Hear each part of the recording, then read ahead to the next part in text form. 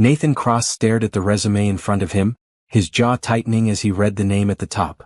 Phoebe Bernard, MBA from Harvard, 10 years of nonprofit management experience, fluent in 3 languages. On paper, she was perfect for the director position at his foundation. But the moment he saw her headshot attached to the application, he knew his decision. Sir? His assistant Jennifer waited by the mahogany desk, watching as Nathan tossed the resume into the rejection pile without a second glance. Not the right fit, he said coldly, his steel-gray eyes never leaving the stack of papers. What about the others? Jennifer shuffled through the remaining applications. Well, there's Amanda Phillips, she has great experience but only 5 years in the field. Then there's Christine Wong, excellent credentials but she's asking for a higher salary than budgeted. Nathan nodded approvingly. Set up interviews with both of them. Cancel any appointments with. He glanced at the rejection pile. Anyone else? This was Nathan Cross at his worst.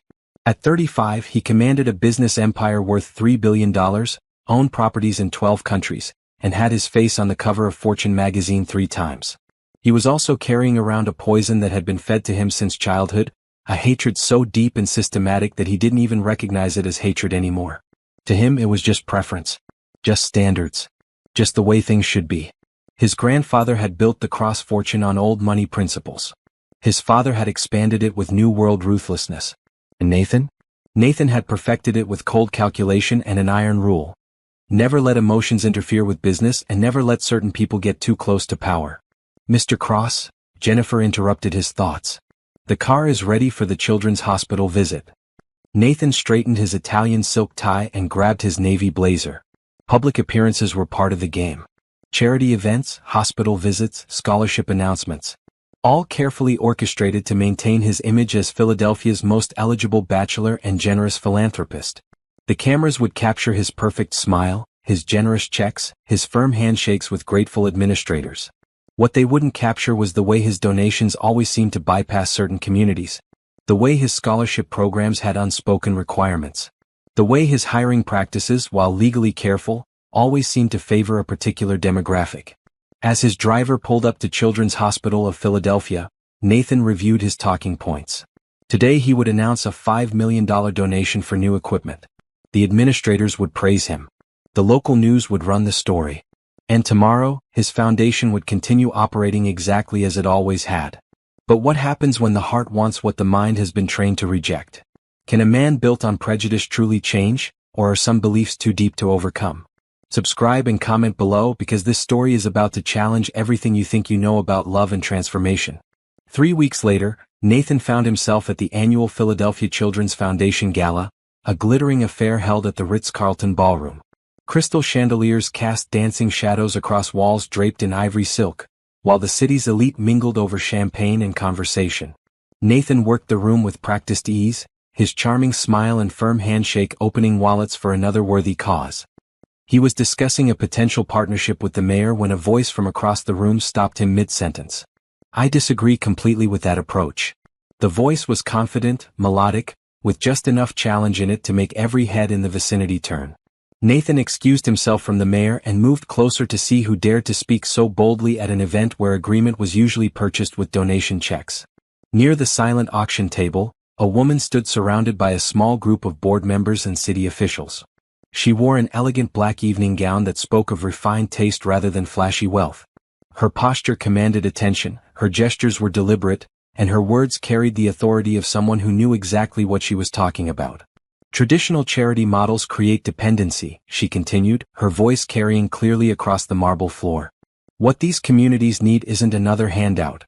They need investment in infrastructure, education, and local business development. Give a man a fish he eats for a day. Teach him to fish he eats for life. But give him the tools to build his own fishing business, and he feeds his whole community. Nathan found himself moving closer, drawn by something he couldn't quite name. The woman's back was to him, but her presence filled the space around her. Board members nodded thoughtfully. The city councilman actually pulled out his phone to take notes. Ms. Bernard makes an excellent point, said Harrison Wells, the foundation's chairman. Perhaps you could elaborate on the microfinancing model you mentioned? Nathan stepped into the circle just as the woman turned slightly, and for the first time he saw her face in profile. Strong cheekbones, full lips curved in a thoughtful expression, and intelligence radiating from every feature. The ballroom's soft lighting created an almost ethereal glow around her, and Nathan felt something shift in his chest. The key is sustainability, she was saying.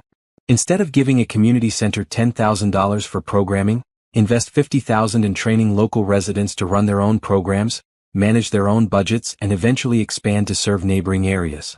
The initial investment is higher, but the long-term impact multiplies exponentially.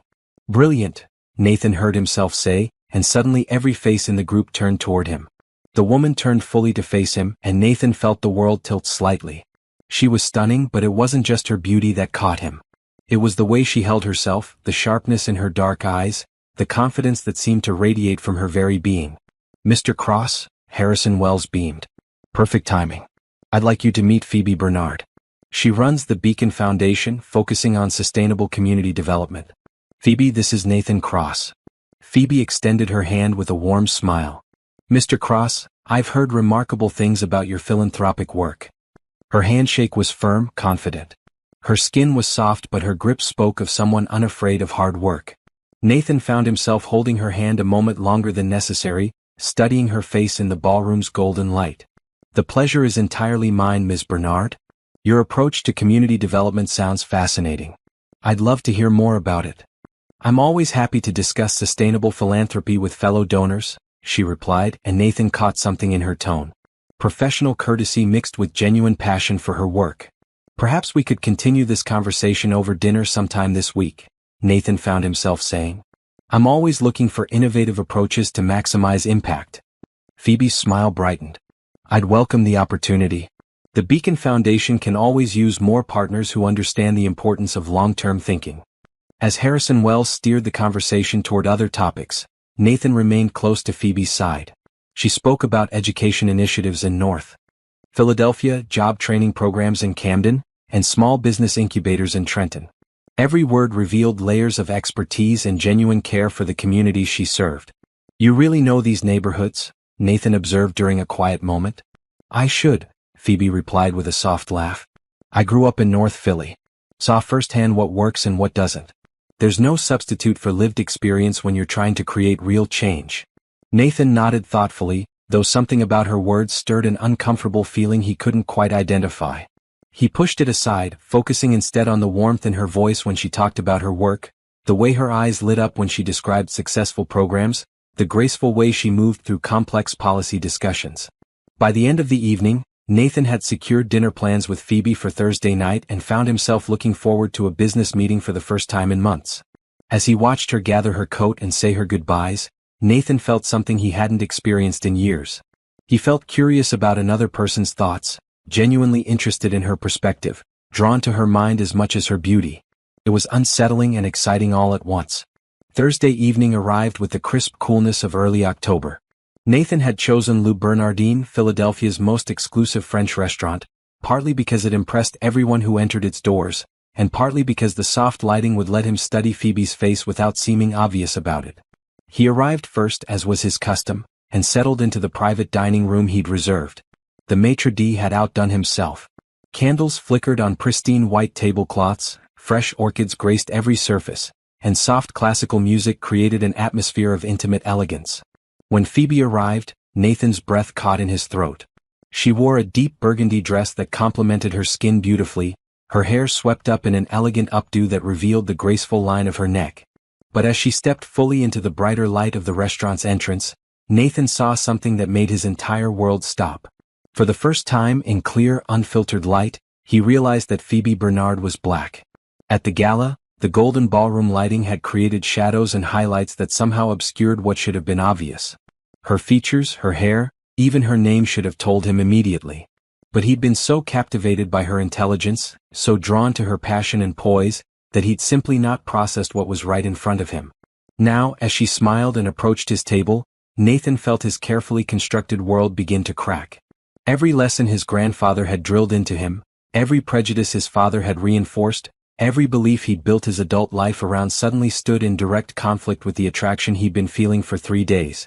Nathan, Phoebe said warmly as he stood to greet her. This place is absolutely beautiful. Thank you for choosing somewhere so special. Nathan managed to pull out her chair and help her settle at the table, his movements automatic while his mind raced.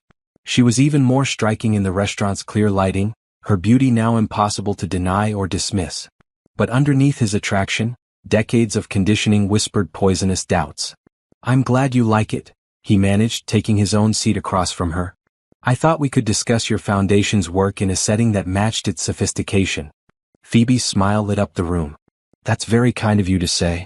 I have to admit, when Harrison Wells mentioned you were interested in sustainable philanthropy, I was intrigued. Most donors want immediate, visible results. Building long-term change requires patience and trust." As she spoke about her work, Nathan found himself caught between two warring impulses. Part of him hung on her every word, impressed by her depth of knowledge and genuine commitment to the communities she served.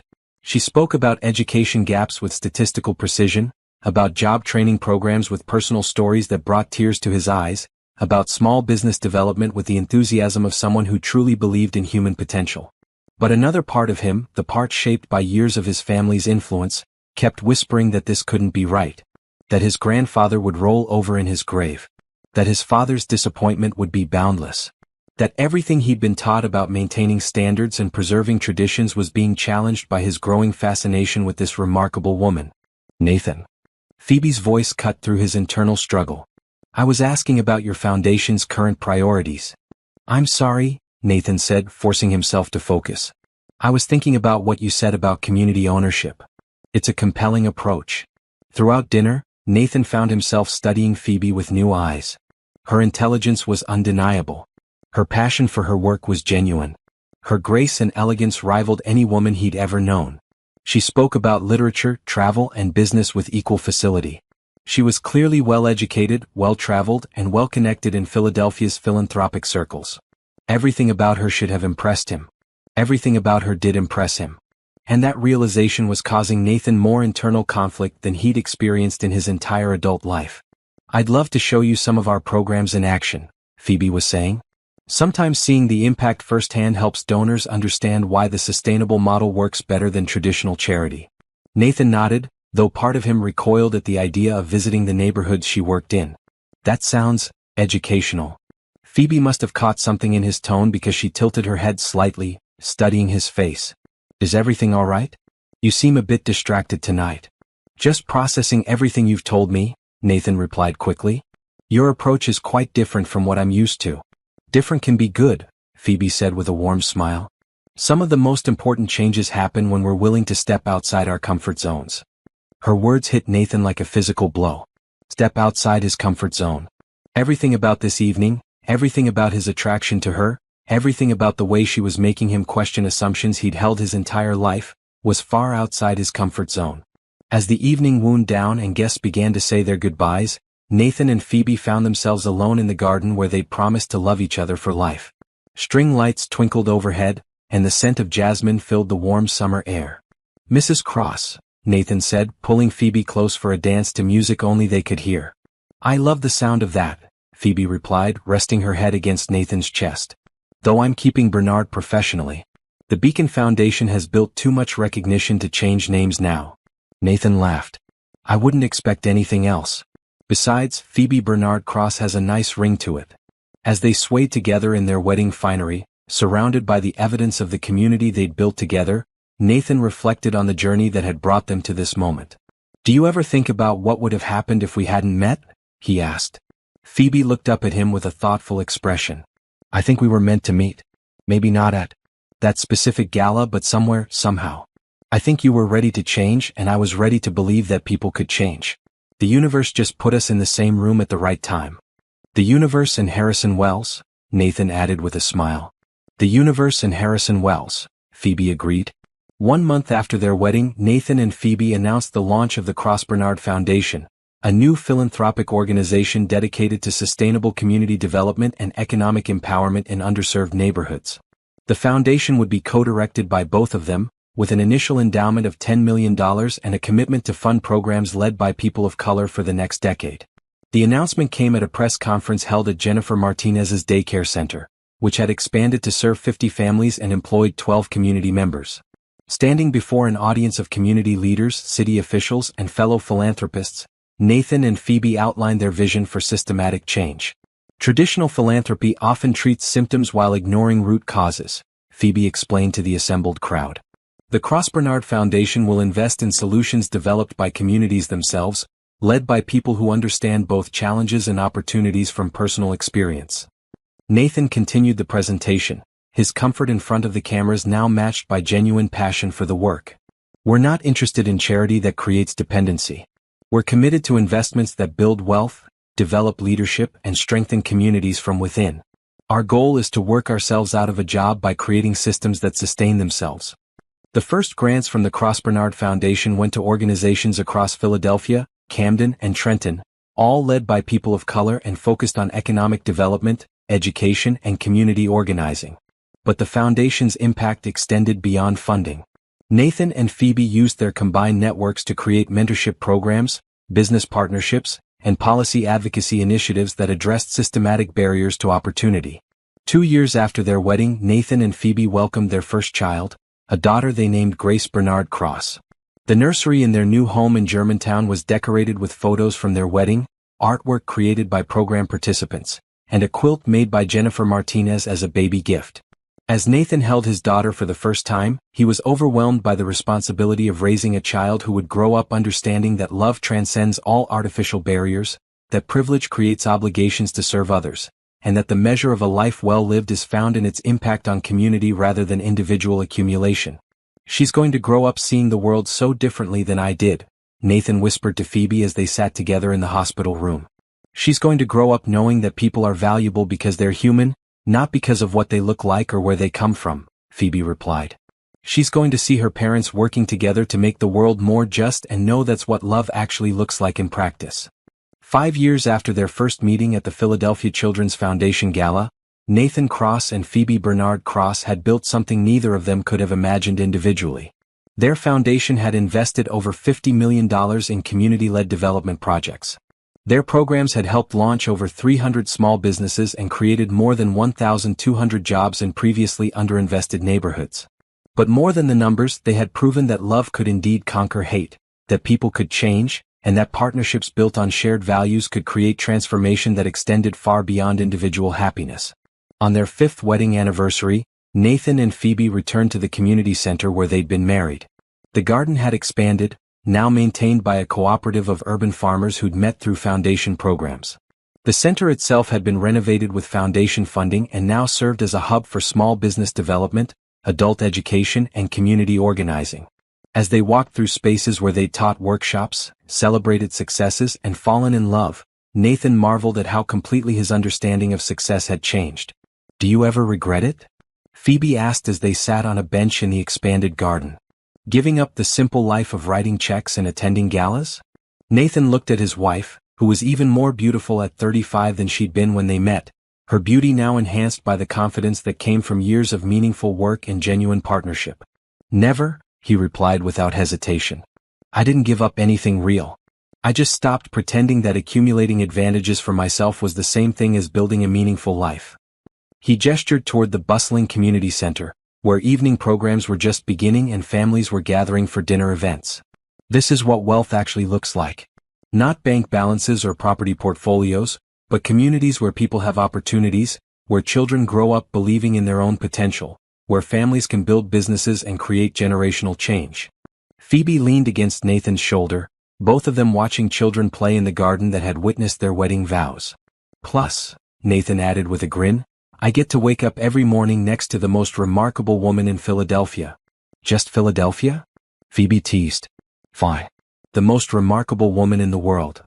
As the sun set over the city they'd committed their lives to serving, Nathan Cross and Phoebe Bernard Cross sat together in perfect contentment, surrounded by the evidence of what love could build when it was backed up by action, supported by community, and dedicated to justice. Their love story had become a community story. Their personal transformation had created opportunities for hundreds of families. Their marriage had proven that the deepest prejudices could be overcome, that hearts could truly change, and that love rooted in shared values could indeed conquer all. And in the garden where they'd promised to love each other forever, surrounded by the community that had celebrated their union and benefited from their partnership, Nathan and Phoebe knew that their happily ever after was just the beginning of the story they were writing together. The E&D and Nathan walked Phoebe to her car, he found himself making an offer that surprised them both. "Phoebe, I'd like to make a donation to the Beacon Foundation. $50,000 to start, with the possibility of more as I learn more about your programs." Phoebe's eyes widened. "Nathan, that's incredibly generous. Are you sure?" "Completely sure," Nathan heard himself saying, though he wasn't sure of anything anymore. "Someone as dedicated as you deserves support." Phoebe accepted the offer with genuine gratitude, her excitement about the possibilities the funding would create evident in every word. As Nathan watched her drive away, he stood alone in the restaurant parking lot, wondering what exactly he'd just committed himself to. Can a lifetime of prejudice really be overcome by one evening with the right person? Or will Nathan's internal battle destroy any chance of happiness? The answer might surprise you, so make sure to subscribe and let me know in the comments what you think Nathan should do next. The $50,000 check arrived at the Beacon Foundation on Monday morning, accompanied by a handwritten note that Phoebe read 3 times before setting it carefully on her desk. "Thank you for an enlightening evening. I look forward to learning more about your work and how I can best support your mission. Nathan." Phoebe stared at the check, hardly believing the amount. $50,000 would fund their job training program for 6 months, provide materials for their small business workshops, and allow them to expand into 2 new neighborhoods they'd been trying to reach for over a year. Her assistant, Carmen Rodriguez, knocked and entered the modest office that served as headquarters for the Beacon Foundation. "Phoebe, did you see the— oh my goodness, is that real?" "Very real," Phoebe replied, still somewhat stunned. "Nathan Cross apparently believes in making immediate impact." Carmen whistled low. "Girl, what did you say to that man at dinner?" Phoebe laughed, but privately she wondered the same thing. The evening had gone well, certainly, but she'd sensed something underneath Nathan's polite attention. Moments where he seemed to be studying her rather than listening to her. Instances where his responses felt carefully measured rather than spontaneous. She'd attributed it to normal business caution, but now she wondered if there'd been something else going on. Her phone rang, interrupting her thoughts. Nathan's name appeared on the caller ID. "Phoebe, I hope you received the check this morning." "I did, and I can't thank you enough. This donation will help us reach so many more families." "I'm glad to hear that. Actually, I was hoping we could meet again soon. I'd like to see some of your programs in action if that offer still stands." Phoebe felt a flutter of excitement mixed with surprise. Most donors were content to write checks and attend annual galas. Very few wanted to get their hands dirty with actual program work. "Of course," she replied. "We have a small business workshop this Thursday evening in North Philadelphia.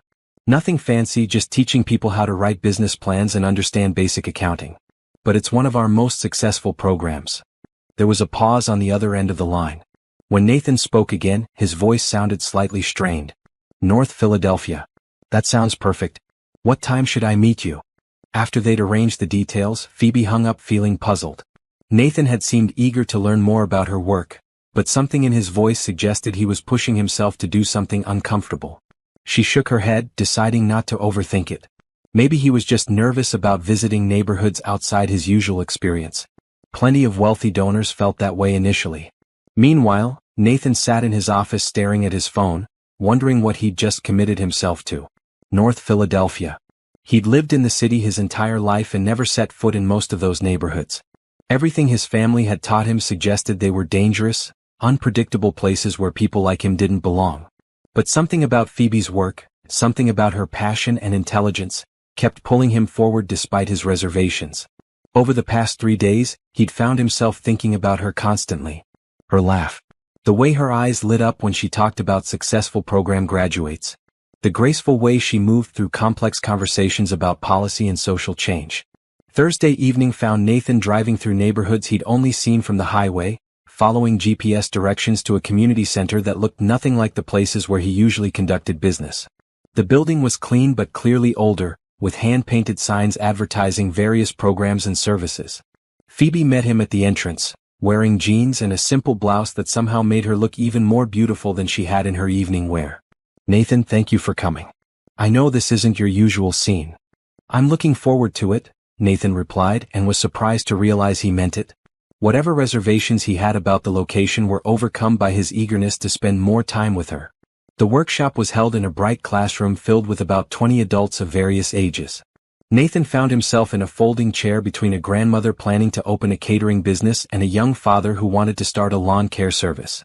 As Phoebe moved through the room, helping people refine their business plans and offering encouragement, Nathan watched her with growing admiration. She knew every person's story. She remembered details about their families, their challenges, their dreams. She offered practical advice with genuine warmth, and when someone struggled with a concept, she found 3 different ways to explain it until understanding dawned. "Mr. Cross," she said, approaching his table during a break. "What do you think? Getting a different perspective on entrepreneurship." "Completely different," Nathan admitted. "These people are starting businesses with $500 that most companies would need $50,000 to launch." "Necessity breeds creativity," Phoebe replied. "When you can't throw money at problems, you get innovative fast." As the evening progressed, Nathan found himself genuinely engaged with the people around him. The grandmother shared samples of her recipes and asked for his opinion on pricing strategies. The young father explained his marketing plan with pride and determination. By the end of the workshop, Nathan had agreed to serve as a mentor for 3 aspiring entrepreneurs. Walking to their cars afterward, Phoebe looked at Nathan with curious admiration. "You surprised me tonight," she said. "Most donors want to observe from a distance. You jumped right in." Nathan felt a warmth spread through his chest at her approval. "Your participants are remarkable. Their determination is inspiring." "They are pretty amazing," Phoebe agreed. "We have workshops like this 3 times a week in different neighborhoods. Each one is a little different, but the energy is always incredible." Nathan found himself making another spontaneous offer. "What if I funded expansion of the program? More locations, more workshops, maybe some additional resources for the participants." Phoebe stopped walking and turned to face him fully. "Nathan, that would be incredible. But that's a much larger commitment than $50,000. How much larger are we talking about? To really make a significant impact? Probably $200,000 over the next year." Nathan didn't hesitate. "Consider it done." The gratitude in Phoebe's eyes made Nathan's heart skip a beat. Without thinking, he reached out and gently touched her arm. "Thank you," she said softly. "You have no idea how many lives this will change." Standing there in the community center parking lot, looking down into Phoebe's upturned face, Nathan felt something fundamental shift inside him. All his life, he'd been taught that business was about profit, that relationships were about advantage, that charity was about image management. But looking at Phoebe's genuine joy at being able to help more people, Nathan realized he'd been missing something essential. He was falling for her art. And for the first time in his life, he was beginning to question everything he'd been taught about who deserved his respect, his attention, and possibly his heart. Over the following weeks, Nathan found excuses to visit Phoebe's programs with increasing frequency. He attended a literacy workshop in West Philadelphia, where he read stories to children whose enthusiasm reminded him of joys he'd forgotten since his own childhood. He participated in a job training session in Camden, where he was humbled by adults who were learning new skills with the determination of people fighting for their families' futures. Each visit chipped away at something Nathan had carried his entire life without even realizing its weight. The prejudices his grandfather had instilled, the fears his father had reinforced, the assumptions that had shaped his worldview were slowly being replaced by actual experience, real relationships, and genuine respect for people he'd never allowed himself to truly see before. "You're different lately," Jennifer observed one afternoon as Nathan reviewed grant proposals at his desk. "More engaged with the foundation work." Nathan looked up from a proposal for a community garden project that would have bored him to tears a month ago. Now he was genuinely excited about its potential impact. "Maybe I'm finally understanding what effective philanthropy looks like," he replied. That evening, Nathan met Phoebe at her office to review the expansion plans for the Small Business Workshop program. The Beacon Foundation operated out of a converted row house in Germantown, with offices that were clean and organized but clearly operating on a tight budget. Phoebe's office was filled with thank you letters from program graduates, photos of successful business openings, and charts tracking the foundation's impact across different neighborhoods. Nathan found himself studying a wall display showing the progression of participants from initial workshops to thriving businesses. "This is remarkable," he said, pointing to a photo of a bakery opening. "Is this Mrs. Washington from the workshop I attended?" 3 months ago, Phoebe confirmed with pride. "She's already hired 2 employees and is looking at a second location. That's what happens when you invest in people's potential instead of just managing their problems." Nathan turned from the display to find Phoebe watching him with an expression he couldn't quite read. "What is it?" "I'm trying to figure you out," she said honestly. "Most major donors want quarterly reports and tax receipts. You want to read bedtime stories to kindergartners and help teenagers practice job interviews. That's not typical. Nathan felt heat rise in his cheeks. Maybe I'm learning that typical isn't always effective. Phoebe moved to her desk and pulled out a folder thick with documents. Well, your atypical approach is about to get a lot more comprehensive. I have proposals here for 7 new program locations, expanded curriculum development, and a partnership with the community college for certified business training. As she spread the proposals across her desk, Nathan found himself standing very close to her, close enough to catch the subtle scent of her perfume, close enough to notice the small scar on her left hand, close enough to see the intelligence and passion that made her eyes sparkle when she talked about her work. This partnership with the college, he said, pointing to one of the documents. This could provide actual credentials for your participants. Exactly, Phoebe replied, her excitement evident. Instead of just workshop certificates, they'd earn college credit toward business degrees. But the college needs guaranteed funding for 3 years to make it work. Nathan didn't hesitate. How much? Nathan, you don't even know the amount yet. How much, Phoebe? She looked at him steadily. $400,000 over 3 years. Done. Phoebe sat back in her chair, shaking her head with amazement. You realize you've now committed over $500,000 to programs you'd never heard of 2 months ago? Best investment I've ever made, Nathan replied, and meant it. As they continued reviewing proposals, Nathan found himself watching Phoebe work. She approached each potential program with the same analytical rigor he applied to business deals, but with an additional layer of genuine care for the communities that would be served. Her questions were sharp, her standards were high, and her commitment to sustainable impact was unwavering. There's something I don't understand, Nathan said during a quiet moment. You have an MBA from Harvard, experience at top-tier consulting firms, the kind of background that could land you a 7-figure salary at any major corporation.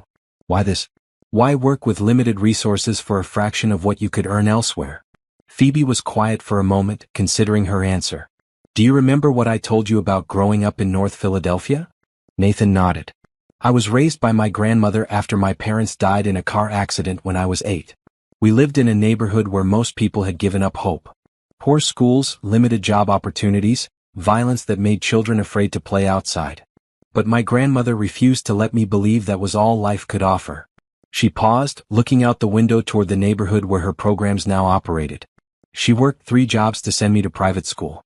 She spent her evenings helping me with homework she didn't understand but knew was important. She sold her mother's jewelry to pay for SAT prep courses. And when I got into Harvard with a full scholarship, she cried for 3 days straight. Nathan felt something tighten in his chest. I could have taken that Wall Street job, Phoebe continued. I could have made millions and moved to a penthouse and never looked back. But I kept thinking about all the grandmothers still working 3 jobs, all the kids who needed someone to believe in their potential the way my grandmother believed in mine. She turned back to Nathan, and he saw tears glistening in her eyes. Success isn't just about what you accumulate for yourself. It's about what you can do with your advantages to create opportunities for others. My grandmother gave me everything she had so I could have choices she never had. Now I use those choices to give other people the same chance. Nathan was quiet for a long moment, processing what she'd shared. Everything about her background, everything about her motivations, everything about her commitment to her community showed him a kind of strength and purpose he'd never encountered before. Your grandmother sounds like an extraordinary woman, he said softly. She was. She passed away 2 years ago, but I still feel her guiding me every day. Without thinking, Nathan reached across the desk and took Phoebe's hand. She'd be incredibly proud of what you've built here. Phoebe's fingers intertwined with his, and Nathan felt a connection that went far deeper than physical attraction. Here was a woman who had turned her advantages into opportunities for others, who had chosen service over profit, who had dedicated her life to proving that people deserved chances regardless of where they started. Everything Nathan had been taught about worthiness, about who mattered and who didn't, began to crumble in the face of Phoebe's example. She was brilliant, successful, elegant, and principled in ways that made his own achievements feel shallow by comparison. Sitting there holding her hand in her modest office, surrounded by evidence of the lives she'd changed and the communities she'd uplifted, Nathan realized he wasn't just attracted to Phoebe Bernard. He was falling in love with everything she represented. 3 weeks later, Nathan stood in the conference room of his downtown office, facing a group of board members who were growing increasingly uncomfortable with his recent philanthropic enthusiasms. The monthly foundation meeting had started routinely enough, But Nathan's announcement of his latest commitment had created a silence that stretched awkwardly across the mahogany table.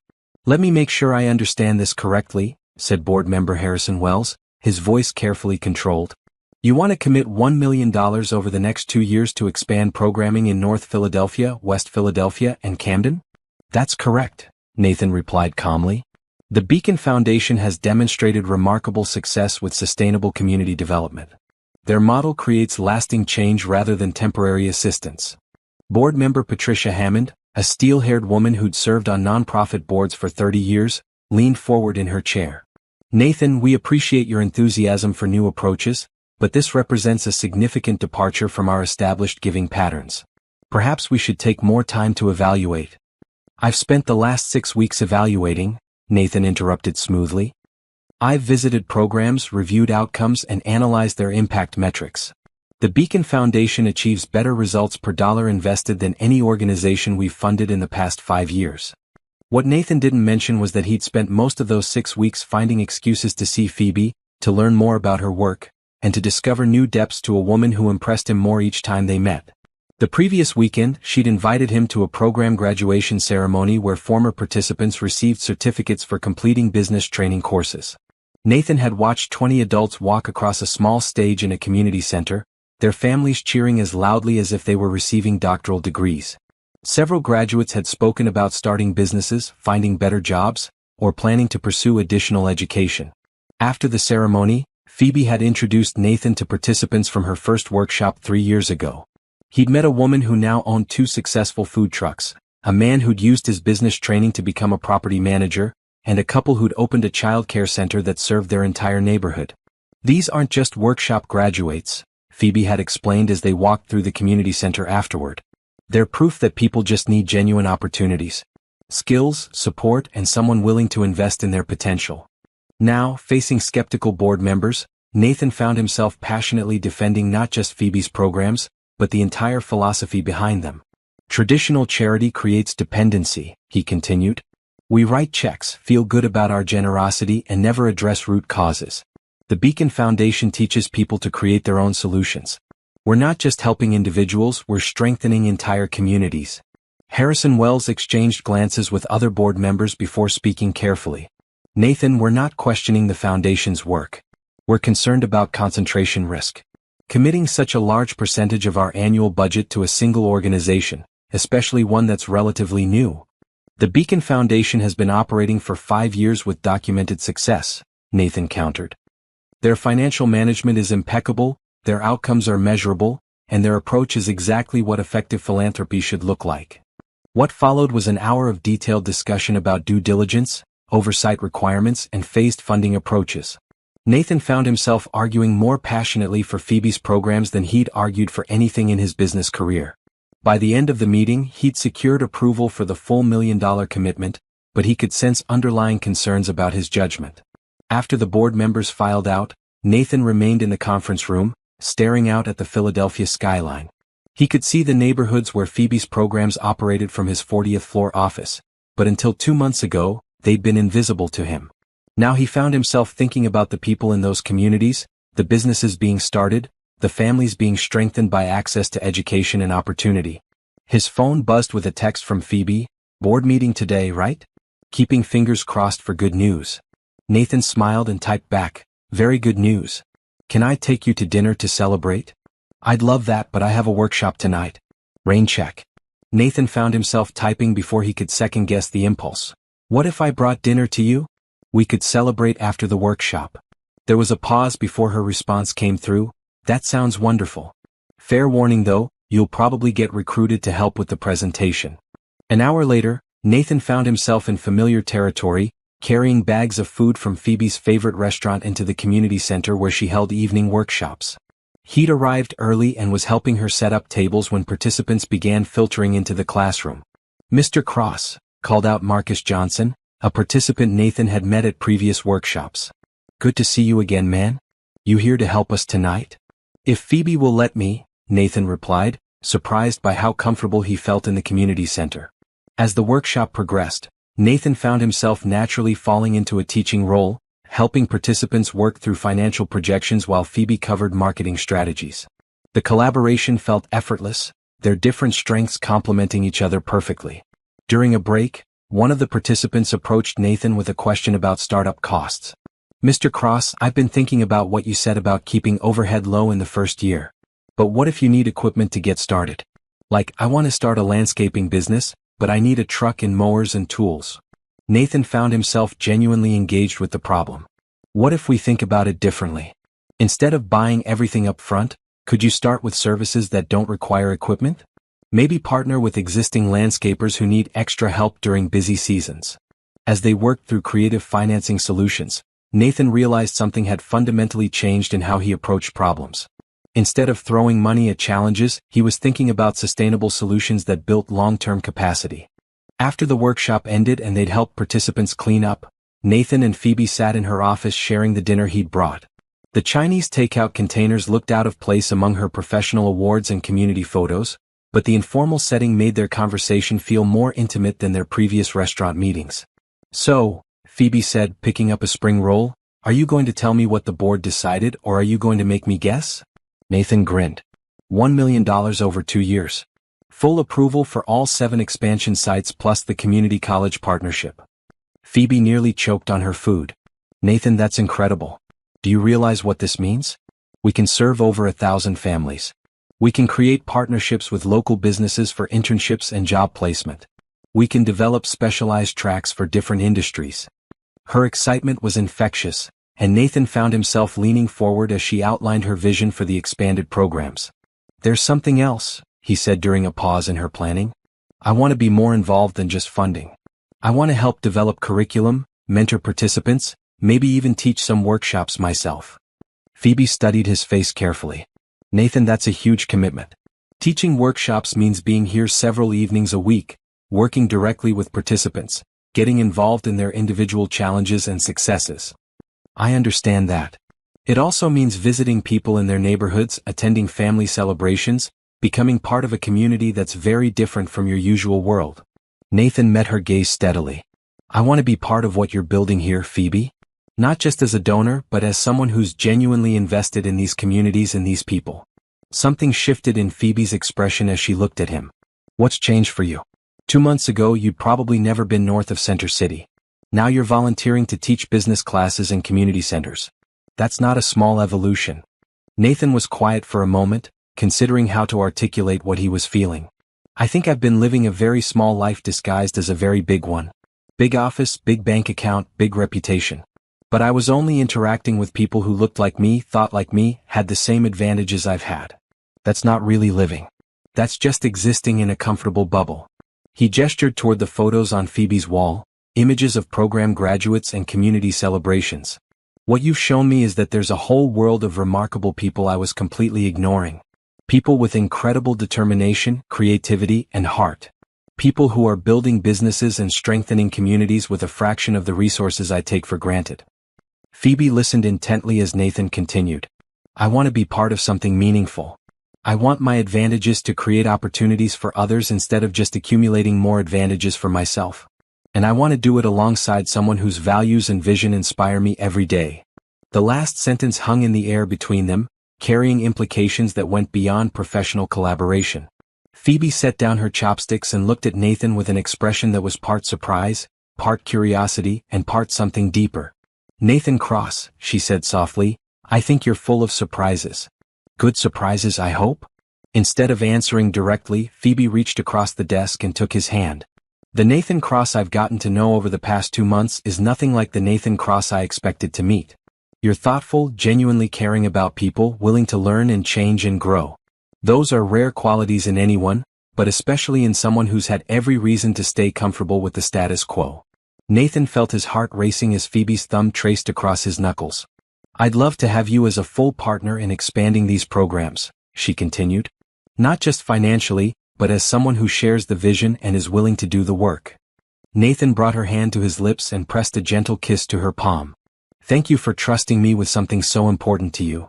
As they sat there in her small office, hands intertwined across takeout containers and program proposals, Nathan realized that somewhere in the process of falling for Phoebe Bernard, he'd also fallen for an entirely different way of being in the world.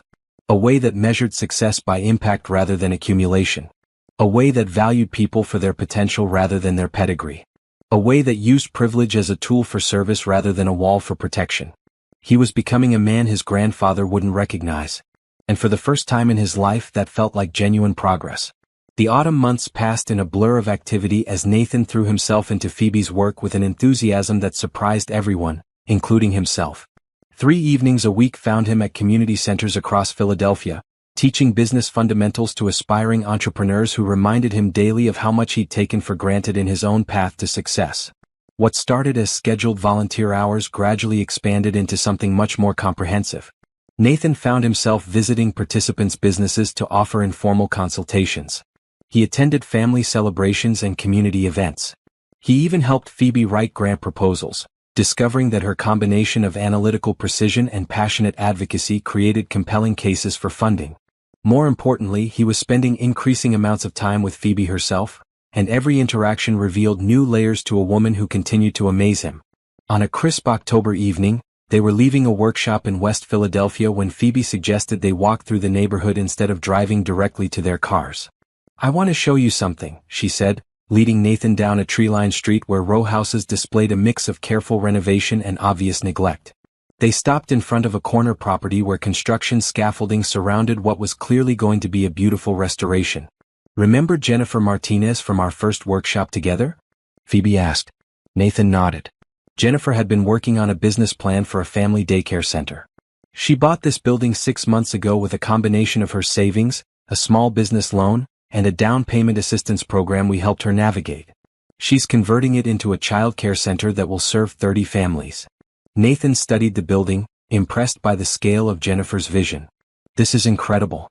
She went from workshop participant to property owner in less than a year.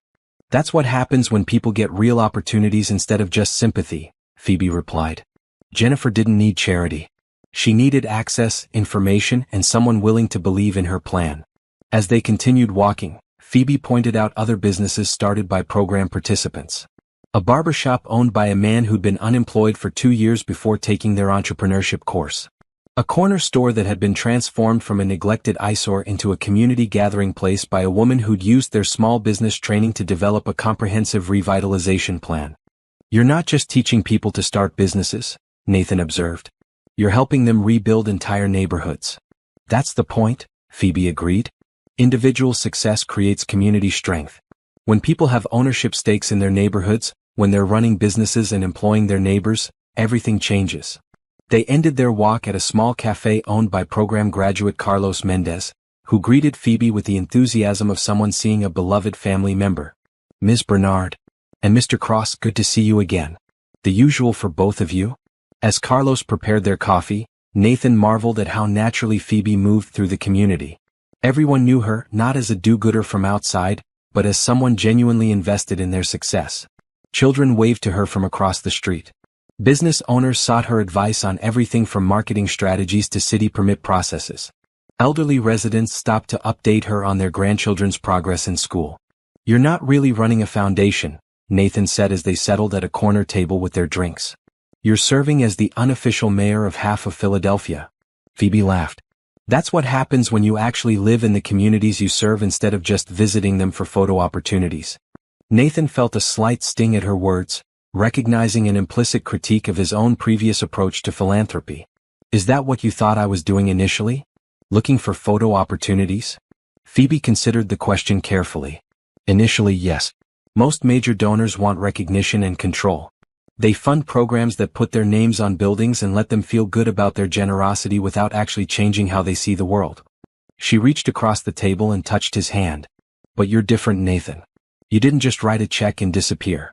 You showed up, rolled up your sleeves, and let yourself be changed by what you experienced. That's rare."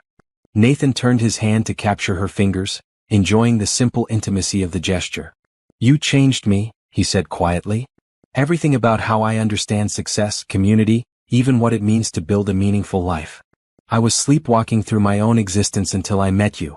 Phoebe's eyes softened. "You were ready to change. I just happened to be there when you decided to wake up." They sat in comfortable silence for a moment, watching the evening foot traffic through the cafe windows. Carlos had created something special here. The space buzzed with conversation in multiple languages, Children worked on homework at corner tables while their parents enjoyed coffee and conversation, and the walls displayed artwork from local students alongside photos of community events. "This is what success actually looks like," Nathan said, gesturing around the room. "Not profit margins or market share, but people having a place where they belong, where they can build something meaningful." "You're getting it," Phoebe replied with a smile that made Nathan's heart skip. As October turned to November, their professional collaboration deepened into something more personal. Nathan found himself looking forward to their evening workshops not just because he enjoyed teaching, but because he cherished the time afterward when he and Phoebe would debrief over late dinners, analyzing what had worked well and planning improvements for future sessions. Their conversations ranged far beyond business topics. Nathan learned about Phoebe's college years, her early career in consulting, her decision to leave corporate America for nonprofit work. He shared stories about his own education, his complicated relationship with his family's legacy, and his growing realization that wealth without purpose felt increasingly empty. One evening in mid-November, they were working late in Phoebe's office, reviewing applications for the expanded program locations. Nathan looked up from a particularly compelling proposal to find Phoebe studying him with an expression he couldn't quite read. "What is it?" he asked. "I'm trying to figure out when exactly this happened," she said softly. "When what happened?" "When I started falling for you." Nathan's heart stopped. The words hung in the air between them, honest and vulnerable and full of possibility.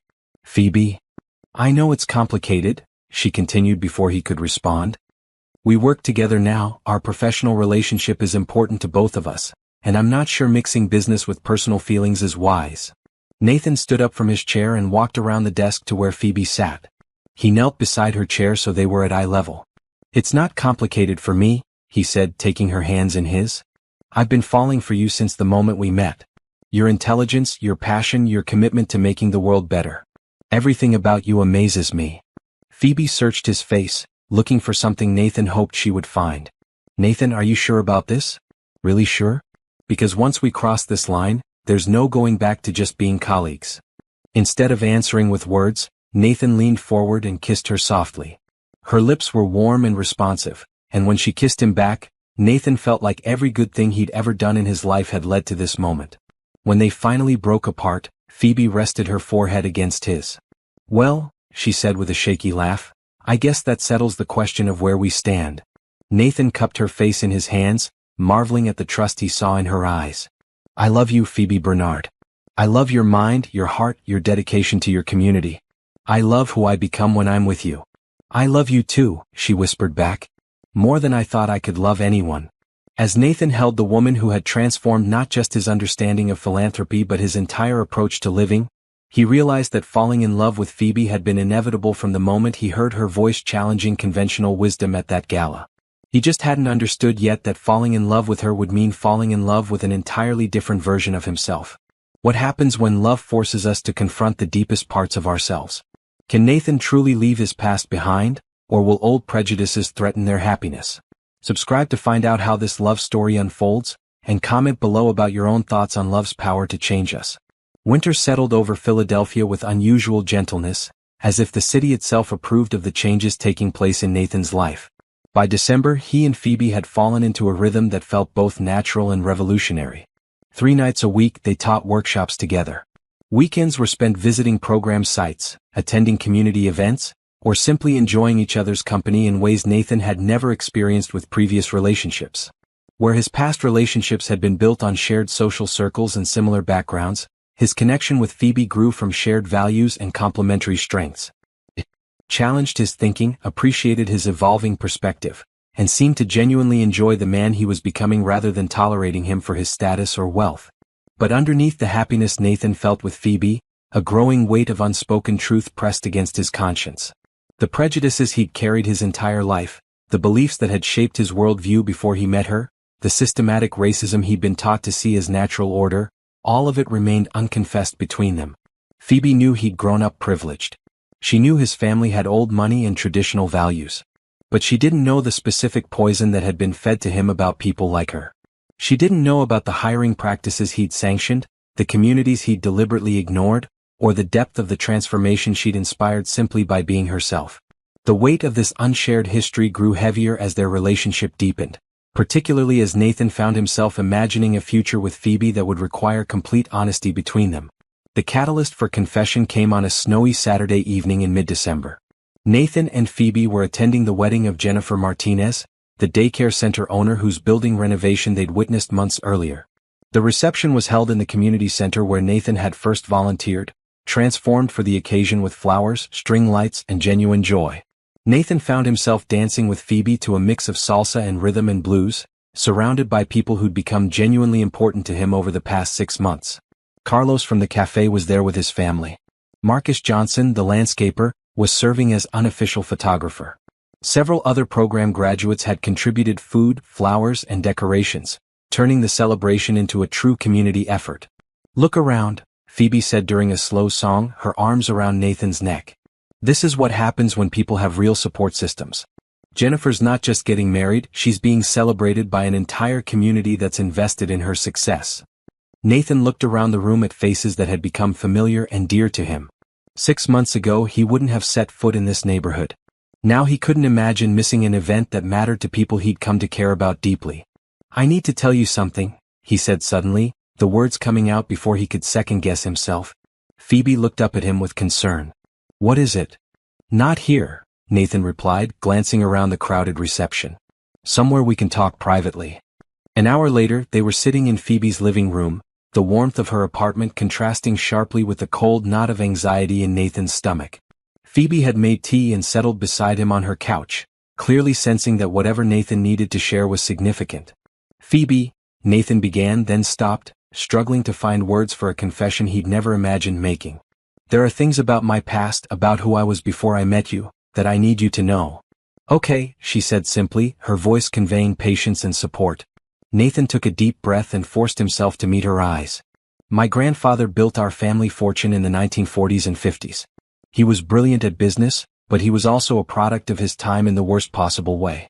He believed that some people were inherently superior to others, that success was about maintaining clear social hierarchies, and that mixing with certain communities would dilute our family's standards." Phoebe's expression remained neutral, but Nathan could see understanding beginning to dawn in her eyes. "My father continued those beliefs, maybe not as overtly but just as systematically. And I was raised to see those attitudes as normal, even enlightened.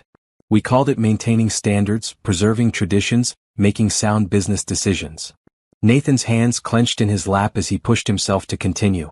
"When I took over the foundation, I made funding decisions based on those beliefs. I supported organizations that served communities that looked like me, thought like me, had the same advantages I'd had. I told myself it was about effectiveness and measurable outcomes, but really it was about comfort and control." Phoebe set down her teacup and turned to face Nathan more directly, her expression serious but not judgmental.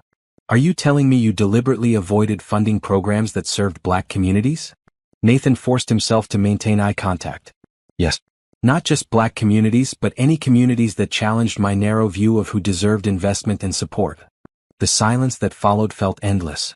Nathan watched Phoebe process what he'd shared, her face cycling through surprise, disappointment, and something that might have been sadness. "Nathan," she said finally, "are you telling me that when you met me at the gala, you were attracted to me despite thinking Black women were somehow inferior?" "No," Nathan replied quickly, then caught himself.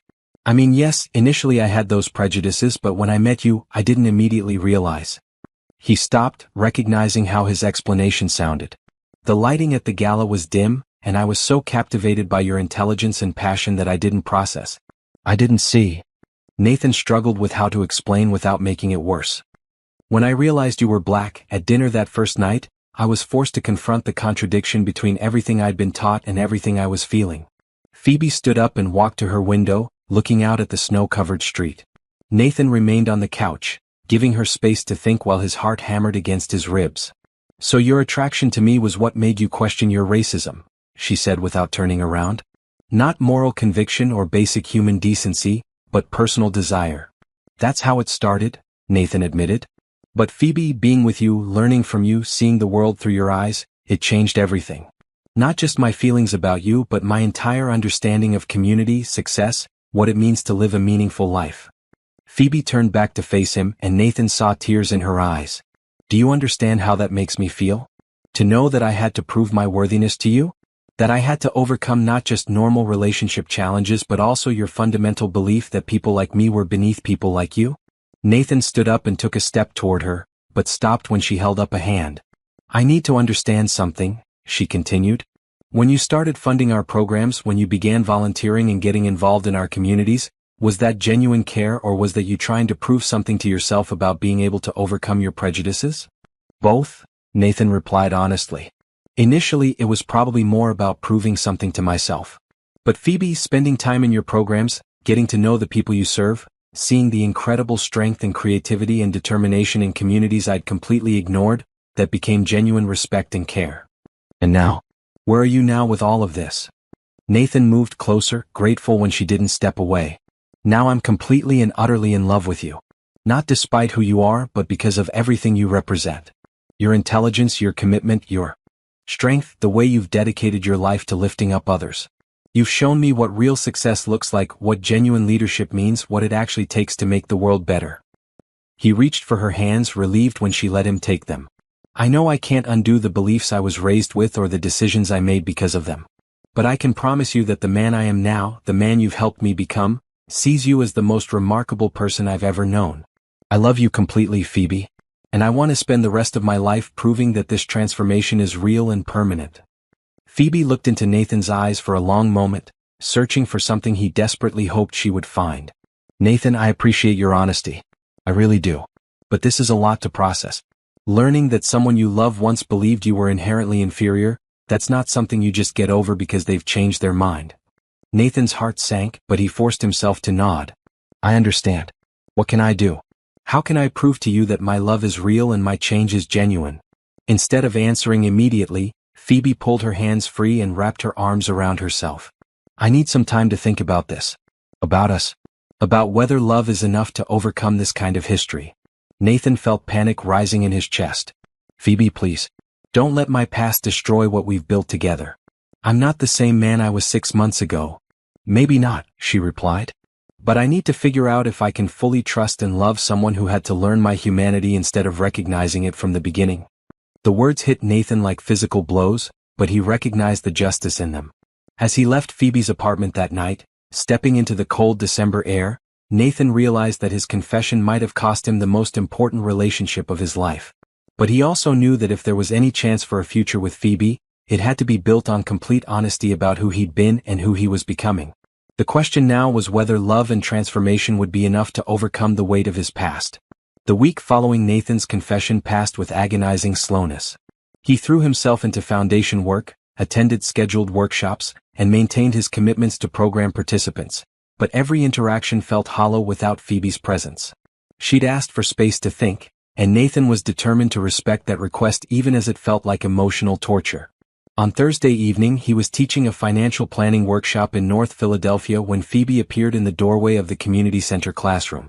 Nathan's heart leaped at the sight of her, but he forced himself to continue the lesson on cash flow management while stealing glances at her throughout the remainder of the session. After participants had filed out and Nathan had finished packing up materials, Phoebe approached the front of the classroom. You didn't miss a beat when I walked in, she observed. 6 months ago, would you have been able to teach a room full of aspiring entrepreneurs about building sustainable businesses? 6 months ago, I didn't know the first thing about sustainable anything, Nathan replied carefully, unsure where the conversation was heading. Phoebe picked up one of the handouts Nathan had developed for the workshop, scanning the practical advice about budgeting and expense tracking. You wrote this yourself? Based on what I learned from watching you teach and from listening to what participants actually needed, Nathan confirmed. Phoebe nodded slowly, then looked around the classroom where Nathan had been volunteering for months. Do you know what struck me most about what you told me Saturday night? Nathan braced himself for another painful truth about his past. What struck me was that you told me it all. You could have kept your history to yourself. I never would have known about your family's beliefs or your previous attitudes. You chose honesty even when it might cost you everything that mattered to you. Nathan felt a flicker of hope but tried to keep his expectations managed. I couldn't build a future with you on a foundation of lies or half-truths. You deserve to know who I was before I met you, even if it meant losing you. That's what I've been thinking about this week, Phoebe continued. Not just the prejudices you were raised with but the courage it took to examine them, challenge them, and ultimately reject them. Not just the beliefs you used to hold, but the choices you make every single day now. She moved closer, and Nathan felt his heart racing. I've watched you teach teenagers about business planning with genuine enthusiasm. I've seen you celebrate program graduates' successes like they were your own family members. I've witnessed you treat every person in our programs with respect, attention, and real care. Nathan remained silent, afraid to interrupt what felt like a crucial moment. I've also thought about my own journey, Phoebe continued. I've had to overcome prejudices too. When you first started attending our workshops, I assumed you were just another rich donor looking to feel good about himself. I didn't expect you to show up consistently, to genuinely engage with participants, or to become someone I could respect and eventually love. She reached for Nathan's hands, and he felt warm relief spread through him at her touch. We've both had to move past initial assumptions about each other. The difference is that your assumptions were rooted in systematic prejudices that caused real harm, while mine were just protective skepticism based on disappointing experiences with other donors. Nathan nodded, understanding the distinction she was making. Phoebe, I know my past beliefs were wrong, harmful, and inexcusable. I can't change what I once believed, but I can promise you that the man I am now, the man you've helped me become, sees you as the most incredible person I've ever known. I believe you, Phoebe said simply. More than that, I can see it. In how you interact with our program participants, how you've changed your foundation's giving priorities, how you've opened your heart to communities you used to avoid. She paused, studying Nathan's face. But I need you to understand something. If we're going to move forward together, it can't just be about your personal transformation. It has to be about using your privilege and resources to actively work against the systems that taught you those beliefs in the first place. Nathan felt his pulse quicken with excitement rather than anxiety. What do you mean? I mean redirecting your foundation's funding toward organizations led by people of color. I mean using your business connections to create opportunities for entrepreneurs from underserved communities. I mean speaking up when you hear other wealthy donors express the kinds of attitudes you used to hold. As Phoebe outlined her vision for how Nathan could use his advantages to create systematic change, Nathan realized she wasn't just offering him forgiveness. She was offering him a partnership in building the kind of world they both wanted to live in. Yes, he said without hesitation. To all of it. I want to spend the rest of my life making up for the opportunities one failed to create, the communities I ignored, the potential I dismissed because of ignorance and prejudice. Phoebe smiled, and Nathan felt like the sun had come out after a week of storms. There's something else, Nathan continued, reaching into his jacket pocket. I know this might seem sudden, but losing you this week, even temporarily, made me realize I can't waste another day not being completely honest about my feelings. He pulled out a small velvet box and dropped to one knee in the empty community center classroom. Phoebe Bernard, you've transformed not just how I see the world but how I move through it. You've shown me what love actually looks like when it's backed up by action and commitment. You've made me a better man, and I want to spend the rest of my life becoming worthy of the trust you've placed in me. Phoebe's hand flew to her mouth as Nathan opened the box to reveal a stunning but tastefully sized engagement ring. Will you marry me? Will you let me be your partner in building a more just and equitable world? Will you give me the honor of loving you for the rest of our lives? Tears streamed down Phoebe's face as she looked down at Nathan kneeling before her in the same room where they'd taught workshops together, surrounded by evidence of the communities they both served. Yes, she said without hesitation. Yes, I'll marry you. Yes, I want to build this future together. As Nathan slipped the ring onto Phoebe's finger and stood to kiss her, both of them were crying and laughing simultaneously. I love you, Nathan whispered against her hair. Thank you for seeing who I could become before I could see it myself. I love you too, Phoebe replied. Thank you for being brave enough to change. Standing there in the community center where Nathan had first begun to understand what his life could be about, holding the woman who'd challenged everything he thought he knew about himself, Nathan realized that falling in love with Phoebe hadn't just changed his heart. It had given him a purpose worth spending his life pursuing. 6 months later, on a perfect Saturday morning in June, Nathan Cross and Phoebe Bernard were married in the garden of the community center where they'd taught their first workshop together. The ceremony was a reflection of everything their relationship represented: community, transformation, and the power of love to create change. White chairs arranged on the grass were filled with an extraordinary mix of people. Nathan's business associates sat alongside program graduates. Phoebe's extended family from North Philadelphia mingled with Nathan's college friends who'd flown in from across the country. City council members chatted with small business owners. Foundation board members shared stories with community leaders. The wedding party reflected their blended worlds as well. Phoebe's matron of honor was her best friend from graduate school, while her bridesmaids included both her cousin from Baltimore and Jennifer Martinez, the daycare center owner whose success had inspired Nathan months earlier. Nathan's best man was his college roommate, but his groomsmen included Carlos from the cafe and Marcus Johnson, the landscaping entrepreneur who'd become not just a program success story but a genuine friend. As Nathan stood at the altar waiting for Phoebe to walk down the aisle, he marveled at how completely his life had changed in less than a year. The community garden behind the altar showcased vegetables grown by workshop participants. The flowers decorating the ceremony space had been donated by a florist who'd gotten her start in their small business program. Even the musicians providing processional music were graduates of a non-profit arts program that Nathan's foundation now supported. When Phoebe appeared at the back of the garden in a stunning but understated white dress, Nathan felt the same heart-stopping reaction he'd experienced the first night they met. But now that attraction was layered with deep respect, genuine partnership, and the kind of love that had been tested by truth and strengthened by commitment. Phoebe walked down the aisle accompanied by her uncle, since her grandmother who'd raised her had passed away. But Nathan could see her grandmother's influence in every step Phoebe took, every smile she shared with guests, every gesture that spoke of confidence earned through overcoming challenges. The ceremony itself was officiated by Reverend Sarah Williams from the church where several of their programs met, and her words captured the essence of what Nathan and Phoebe's relationship represented. Love is not just about finding someone who makes you happy, Reverend Williams said as Nathan and Phoebe held hands before their community. Love is about finding someone who challenges you to become your best self, who supports you in living according to your highest values, and who partners with you in making the world more just and compassionate. When it came time for vows, Nathan spoke first, his voice steady despite the emotion he felt. Phoebe, before I met you, I thought success meant accumulating advantages for myself. You showed me that real success means using whatever advantages we have to create opportunities for others.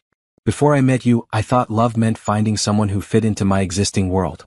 You showed me that love means being willing to expand my world to include everyone deserving of dignity and respect. He paused, looking into Phoebe's eyes. I promise to continue growing, learning, and challenging myself to be worthy of your love. I promise to use my privilege to fight against the systems that once shaped my thinking. And I promise to love you not just for who you are, but for who you've helped me become. Phoebe's vows brought tears to nearly every eye in the garden. Nathan, you've shown me that people can change, that hearts can open, that even the deepest prejudices can be overcome by genuine relationship and honest self-reflection.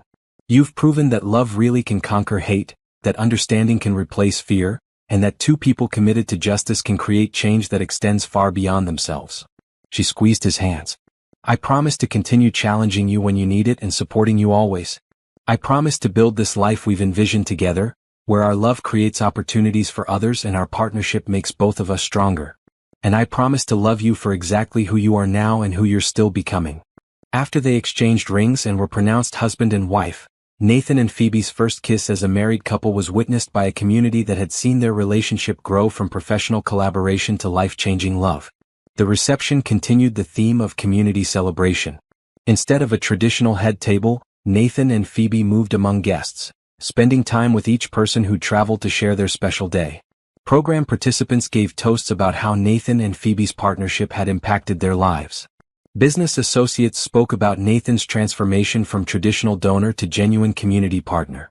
Family members from both sides celebrated a union that brought together different worlds in beautiful harmony.